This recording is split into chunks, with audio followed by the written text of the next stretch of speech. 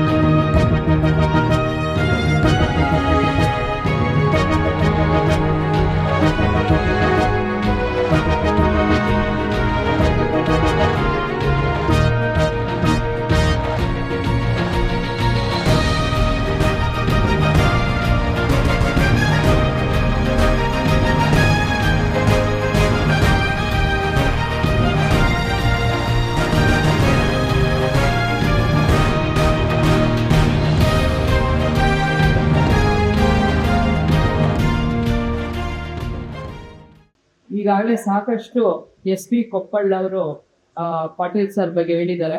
ವಿಕ್ಟಿಮ್ಸ್ಗೆ ಯಾವಾಗಲೂ ನ್ಯಾಯ ಕೊಡಿಸ್ಬೇಕಂದ್ರೆ ಬರೀ ಒಂದು ಪೊಲೀಸ್ ಇಲಾಖೆಯಿಂದ ಒಂದ್ರಲ್ಲೇನೆ ಸಾಧ್ಯ ಇಲ್ಲ.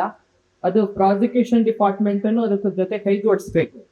ನಾವು ಇಬ್ಬರು ಪೊಲೀಸ್ ಮತ್ತೆ prosecution we both are like two faces of same coin. ಒಂದೇ ನಾಣ್ಯದ ಎರಡು ಮುಖಗಳು ಅಂತ ಕೆಲಸ ಮಾಡಿದ್ರೆ ಮಾತ್ರ ಒಂದು ವಿಕ್ಟಿಮ್ಸ್ಗೆ ನ್ಯಾಯ ಕೊಡಿಸ್ಲಿಕ್ಕೆ ಸಾಧ್ಯ. ಪಾಟೀಲ್ ಸರ್ ಈಗ ಅವ್ರದ್ದು ಮಾತಲ್ಲಿ ಸ್ವಾಗತ ಭಾಷಣದಲ್ಲಿ ಹೇಳ್ತಾ ಇದ್ರು, ಅವ್ರು ಬಂದು ಜಸ್ಟ್ 2 months ಆಯ್ತಂತ. ಬಹಳ ವರ್ಷದಿಂದ ನಮ್ ಜೊತೆಲಿ ಇದ್ದಿರೋ ತರ ಅನ್ಸ್ಬಿಟ್ಟಿದೆ ಈ 2 ತಿಂಗಳು. ಅಂದ್ರೆ ಅಷ್ಟು ಆಕ್ಟಿವ್ ಆಗಿ ಇದ್ದಾರೆ. ಪ್ರತಿಯೊಂದು ಕೇಸು ಅವ್ರಿಗೆ ಗೊತ್ತು.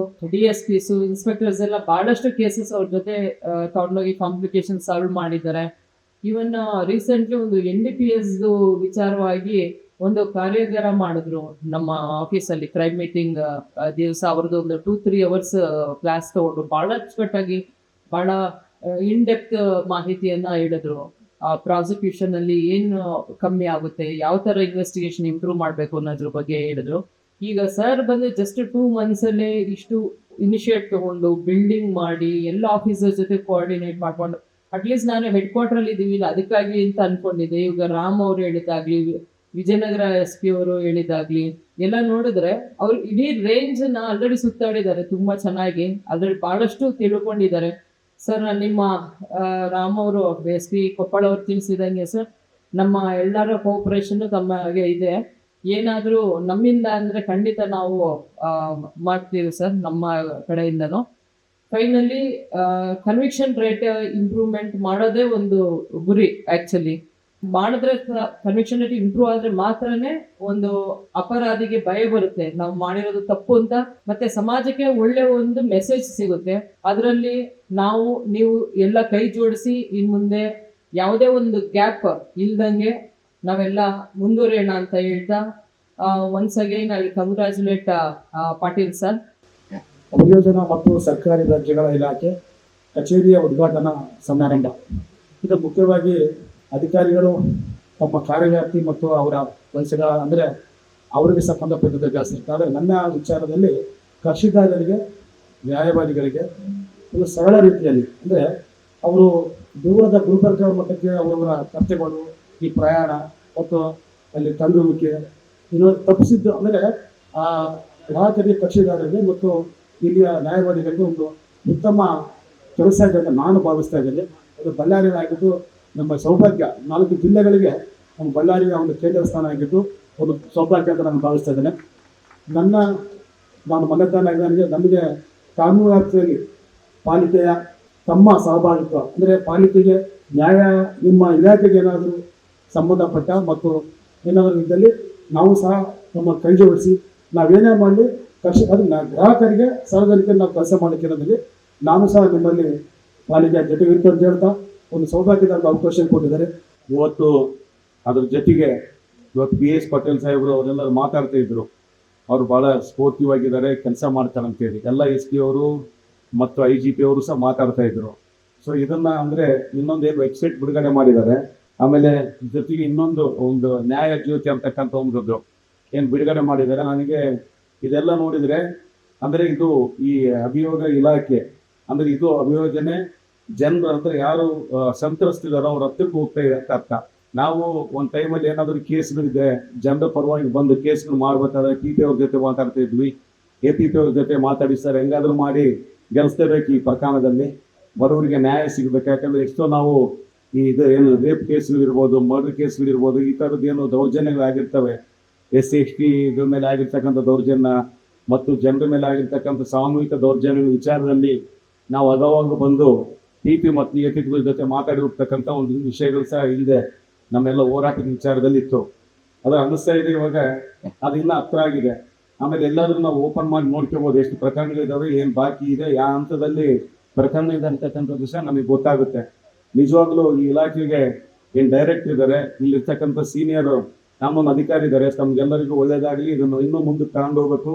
ಏನ್ ಅಭಿಯೋಜನೆ ಏನ್ ಮಾಡ್ತಾ ಇದ್ರಿ, ಅಭಿಯಾನ ಏನ್ ಮಾಡ್ತಾ ಇದ್ರಿ, ಅದು ಜನರಿಗೆ ಹತ್ರ ಹೋಗ್ಬೇಕು. ಜಾಸ್ತಿ ಪಾಂಪ್ಲೆಂಟ್ ಮಾಡಿಸಿ ಎಲ್ಲರಿಗೂ ತಿಳಿಸಿದೆ, ಎಲ್ಲ ಇಲಾಖೆಗಳಿಗೆ, ಎಲ್ಲ ಸಾರ್ವಜನಿಕ ವಲಯದಲ್ಲಿ ಅದು ಗೊತ್ತಾದ್ರೆ ಇನ್ನಿಷ್ಟು ನಮ್ಮ ಇಲಾಖೆ ಜನರ ಹತ್ರಕ್ಕೆ ಹೋಗ್ಬೇಕು. ಈಗ ಹೆಂಗೆ ಪೊಲೀಸ್ ಇಲಾಖೆ ಜನಸ್ನೇಹಿಯಾಗಿ ಕೆಲಸ ಮಾಡ್ತಿದ್ದೆ, ರಾಜ್ಯದಲ್ಲಿ ಜನಸ್ನೇಹಿಯಾಗಿ ಕೆಲಸ ಮಾಡ್ತಿದ್ದ ಒಂದು ಟೈಮಲ್ಲಿ ನಾನು 80ರ ದಶಕದಲ್ಲಿ ಮಾತಾಡೋದು. ಯಾಕಂದ್ರೆ ಪೊಲೀಸ್ ಇಲಾಖೆ ಅಂದ್ರೆ ಬಹಳ ದೂರ ಇತ್ತು, ಜನರು ಮತ್ತು ಅವ್ರ ಮಧ್ಯದಲ್ಲಿ ದೊಡ್ಡ ಗ್ಯಾಪ್ ಇತ್ತು.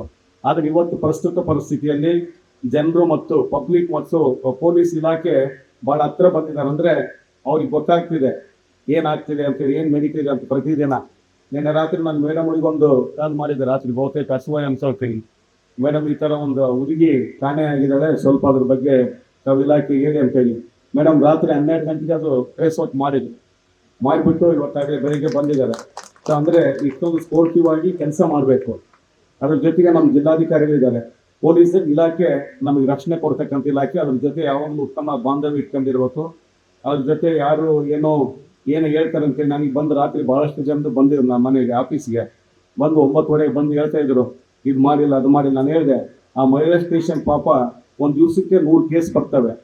ಪ್ರತಿದಿನ ಅವ್ರಿಗೂ ಪಂಚಾಯತಿ ಮಾಡೋಕ್ಕಾಗ್ತದೆ. ಅಲ್ಲಿ ಎಲ್ಲರಿಗೂ ಕೇಸ್ ಮಾಡ್ಕೊಂಡು ಹೋದ್ರೆ ಏನು ಉಳಿಯೋದಿಲ್ಲ. ಕೆಲವು ವಿಷಯಗಳನ್ನ ಅಲ್ಲೇ ಸಾಲ್ವ್ ಮಾಡಬೇಕು, ಅಲ್ಲೇ ಪರಿಹಾರ ಮಾಡಬೇಕು.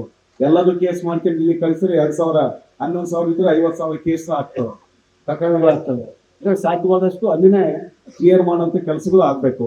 ಬಳ್ಳಾರಿಯಲ್ಲಿ ಅಭಿಯೋಜನೆ ಇಲಾಖೆಯ ವಲಯ ಕಚೇರಿ ಇಲ್ಲಿಯೇ ಸ್ಥಾಪನೆಯಾಗಿದೆ ಅಂತ ನಾನು ಜಿಲ್ಲಾಧಿಕಾರಿಗೆ ಬಂದು 2 ತಿಂಗಳು ಆಗಿತ್ತು. ಈ ವಿಷಯವನ್ನು ನನಗೆ ಯಾರು ಕೂಡ ಹೇಳಿರಲಿಲ್ಲ, ನನಗೂ ಕೂಡ ಗೊತ್ತಿರಲಿಲ್ಲ. ಈ ಒಂದು ವಲಯ ಕಚೇರಿ 4 ಜಿಲ್ಲೆಗಳಿಗೆ ತನ್ನ ಸೇವೆಯನ್ನು ಒದಗಿಸುತ್ತದೆ. ಇದು ಬಳ್ಳಾರಿಗೆ ಒಂದು ಹೆಮ್ಮೆಯ ವಿಷಯ. ಹಾಗಾಗಿ ಅವರ ಮೊದಲನೇ ಭೇಟಿಯಲ್ಲಿ ಪಾಟೀಲ್ರವರೇ ಏನೇ ಇದ್ರೂ ಕೂಡ ಎಲ್ಲ ಸಹಕಾರ ಇದೆ, ನಿಮ್ಮ ಜೊತೆ ನಾವು ಇದೀವಿ, ನೀವು ಮುಂದುವರಿಬೇಕು ಅಂತ. ಆದರೆ 2ನೇ ಬಾರಿ ಕೂಡ ಅವರು ಸಹಕಾರ ಕೇಳಕ್ಕೆ ಬರಲೇ ಇಲ್ಲ. ಒಂದು ಸಾರಿ ಬಂದು ಹೇಳಿದ್ರು, ಸರ್ ಕೆಲಸ ನಡೀತಾ ಇದೆ, ಐಡೆಂಟಿಫೈ ಮಾಡಿದ್ದೀವಿ ಬಿಲ್ಡಿಂಗು, ಅಲ್ಲಿ ನಾನು ಮಾಡಿಸ್ತಾ ಇದ್ದೇನೆ. 3ನೇ ಸಾರಿ ಬಂದಾಗ ನನಗೆ ಅವರು ಇನ್ವಿಟೇಷನ್ ಹೇಳ್ಕೊಂಡು ಬಂದರು, ಸರ್ ಈ ಕಚೇರಿ ಈಗಾಗಲೇ ನಾನು ಸಿದ್ಧಗೊಳಿಸಿದ್ದೀನಿ, ನಾನು ಉದ್ಘಾಟನೆ ಮಾಡ್ತಾ ಇದ್ದೀನಿ, ನೀವು ಬರಬೇಕು ಅಂತ ಹೇಳಿ. ಇಂತಹ ಒಂದು ಎಜೈಲ್ ಎನರ್ಜೆಟಿಕ್ ಪರ್ಸನಾಲಿಟಿ ನಮ್ಮ ವಲಯ ಕಾನೂನು ಅಧಿಕಾರಿಯಾಗಿ ಬಂದಿರೋದು ಬಹುಶಃ ನಮಗೆಲ್ಲ ಬಹಳ ಒಂದು ಅದೃಷ್ಟ ಅಂತ ಹೇಳ್ಬೇಕು. ಬಹಳ ಶ್ರಮ ಪಟ್ಟಿದ್ದಾರೆ, ಹಗಲು ರಾತ್ರಿ ಶ್ರಮ ಪಡೆದೇ ಇವು ಆಗೋದಿಲ್ಲ. ನಮ್ಮ PWD ಇಂಜಿನಿಯರ್ ಇಲ್ಲೇ ನಾನು ನೋಡ್ತಾ ಇದ್ದೆ, AEE ಇದ್ರು. ಅವ್ರಿಗೆ ಕೇಳಿ ಸರಾಸರಿ ಒಂದು ಕಟ್ಟಡವನ್ನ ರಿನೋವೇಟ್ ಮಾಡೋಕ್ಕೆ ಎಷ್ಟು ವರ್ಷ ತಗೋತಾರೆ? ಕಡಿಮೆ ಅಂದ್ರೆ 1 ವರ್ಷ, ಸರಾಸರಿ ಅಂದ್ರೆ 2 ವರ್ಷ ಆಗ್ತದೆ. ಆದ್ರೆ 2 ತಿಂಗಳಲ್ಲಿ ಎಲ್ಲ ಸುಸಜ್ಜಿತಗೊಳಿಸಿದ್ದಾರೆ. ಈ ಒಂದು ಕಚೇರಿಯ ಸದ್ಬಳಕೆಯನ್ನ ನಾವೆಲ್ಲ ಮಾಡ್ಕೋಬೇಕು. ಹೆಚ್ಚು ಮಾತಾಡಕ್ಕೆ ಹೋಗೋದಿಲ್ಲ. ಈ ನೊಂದವರಿಗೆ ನ್ಯಾಯ ಅನ್ನುವ ಒಂದು ಅಭಿಯಾನವನ್ನ ನಾನು ಈ ದಿವಸ ಚಾಲನೆ ಮಾಡಿದ್ದೇನೆ.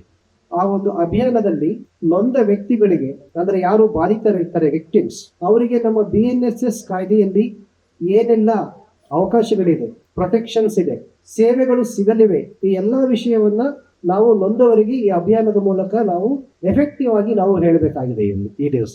ಇದಕ್ಕೆ ನಾನು ನಮ್ಮ ಎಲ್ಲ ಇಲಾಖೆ ಅಧಿಕಾರಿಗಳ ಸಹಕಾರವನ್ನು ಕೇಳ್ತೀನಿ.